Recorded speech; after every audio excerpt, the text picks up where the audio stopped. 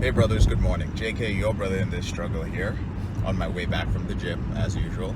Today I'd like to briefly talk to you about a way to view yourself when, or rather if you're one of those brothers who is quite hard on yourself when it comes to achieving things, specifically when it comes to overcoming your out-of-control sexual behavior.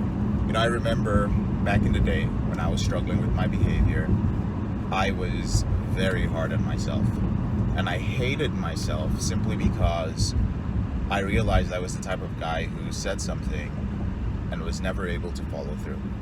But most importantly, I was the type of guy who said he was going to do something, and it had something to do with something that was really hurting me, which was my behavior with pornography. I could see it hurting me. I could see it destroying my life, and I would promise myself that this was going to be the last time. It wasn't going to happen again. If I slip, it's not going to become a relapse. I'm not going to binge. And I would just do it over and over again, year after year. It's hard not to lose trust in yourself, because imagine depending on somebody who tells you that they're going to do something, but every single time they have an excuse. Every single time they tell you, oh, I'm sorry, I slipped up. I messed up. Oh yeah, that's why you didn't get the job. That's why you didn't get the promotion. That's why you lost your relationship. That's why you lost your kids. Imagine having somebody that you depend on to that level, and they just always fuck it up. It's pretty hard to love that sort of person, especially when the things that they're fucking up are things that are important to you. Your career, your family, your loved ones, your girlfriend, whatever it is. And so that's the type of person that many of us believe that we are.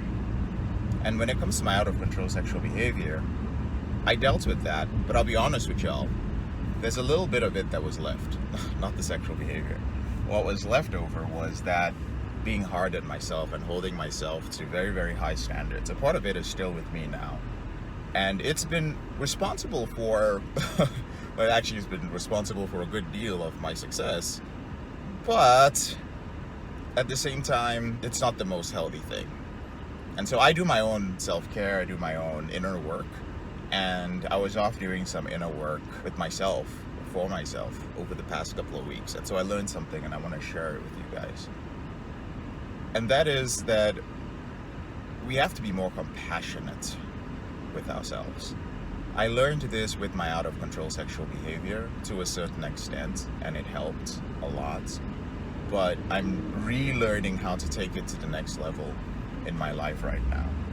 And one of the ways that it was framed to me that I really love is that, how would your grandmother view you, right? Like, your grandmother is not your mother. Your grandmother is your mother's mother, right? And of course I'm generalizing here because some people have never met their grandparents, or, you might be a foster kid or adopted, or in a situation like that. But in general, a grandmother she didn't have necessarily the burden of raising you, so she's a little bit detached, but you are still her blood. And you see how a lot of grandparents spoil their grandkids and give them a lot of leeway. Of course they want the best for their grandkids, but the love and the compassion and the forgiveness. I use the grandmother example because just using the mother example, people can have complex relationships with their mothers. So that's why I'm using the grandmother example. But that sort of compassion, that it's okay if you fuck up.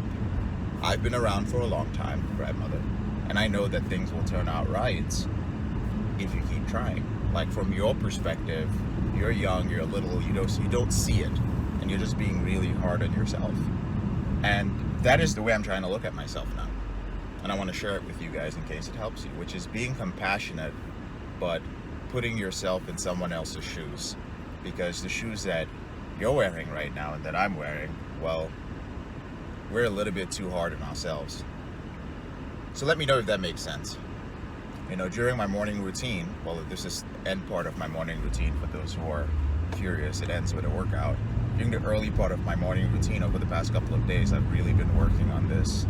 Maybe in a couple of days I'll share how it goes, but it feels good to to view yourself. I do it during my meditation. I was just like, hey, I'm just a different person, an older, compassionate person looking at myself and just being endlessly forgiving and loving.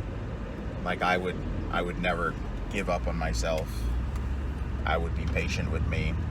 It just doesn't matter what happens, that I would always love myself. So try that, brothers, and let me know some of your thoughts in the comment section below. All right, so those are just my thoughts for this morning. I'm JK, your brother in the struggle. Thank you very much for watching. And if you'd like to communicate with me more, I do receive a lot of emails, but one of the best places to communicate with me is our free Facebook group. There's a link to it in the description below this video. Please don't be one of those guys in the comment section who's like, I can't find the link to your group, JK. It's below the description. It's not in the comment section. It's below the description. So go ahead and click on it. I appreciate you guys. I love you guys, and I'll talk to you later. Bye.